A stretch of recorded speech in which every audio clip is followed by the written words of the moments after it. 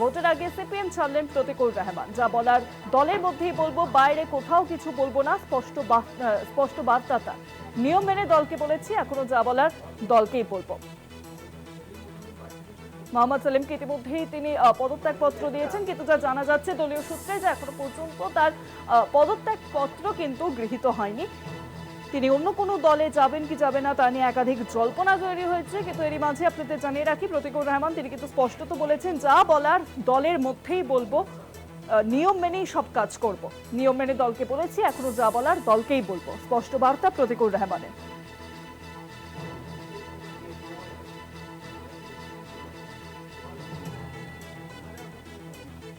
সেলিমের সঙ্গে হুমায়ুন কবিরের বৈঠক হয় এবং সেই বৈঠকের পর থেকেই কিন্তু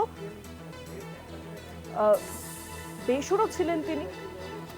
আর এবার সিপিএম এর রাজ্য কমিটি থেকে পদত্যাগ করলেন প্রতিকুল রহমান। অন্য কোনো দলে যান কিনা সেই নিয়ে একাধিক জল্পনা তৈরি হচ্ছে। দলত্যাগ নিয়ে প্রতিকুল রহমানের মন্তব্য, যা বলার দলের অন্তরেই বলবো, নিয়ম মেনে সব কাজ করব।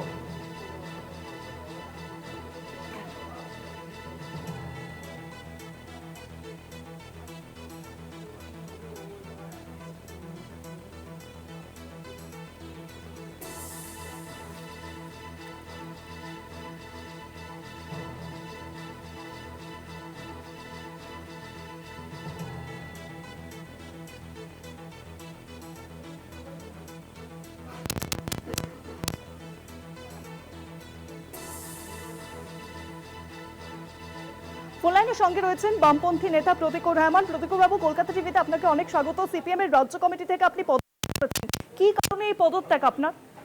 প্রথম কথা, আমি সিপিএম রাজ্য কমিটি থেকে পদত্যাগ করেছি কে বললো আপনাকে? আমি কি ফেসবুকে পোস্ট করেছি? আমি আমার সোশ্যাল মিডিয়াতেও বলিনি, কোনো মিডিয়াকেও বলিনি। আর যদিও বা করে থাকি, সেটা আমাদের পার্টির আভ্যন্তরীণ বিষয়। আমি পার্টির অভ্যন্তরে যা বলার বলেছি। আমি এই বিষয়ে প্রকাশ্য বা সোশ্যাল মিডিয়া বা মিডিয়াতে কিছু বলবো না। আপনি অন্য দলে যেতে পারেন এরকম জল্পনাও তৈরি হয়েছে, এই বিষয়ে যদি আমি তো দল ছেড়েছি, এটাই আমি স্বীকার করছি না, বা সেটা আমি কোথাও বলিনি। সেটা আমার যদি সে নিয়ে কিছু বলার থাকে অবশ্যই প্রকাশ্য বলবো, কোনো সমস্যা নেই। কিন্তু এটা আপাতত এখন এই মুহূর্তে এটা আমাদের আভ্যন্তরীণ বিষয়। আমি অভ্যন্তরে যা বলার বলেছি।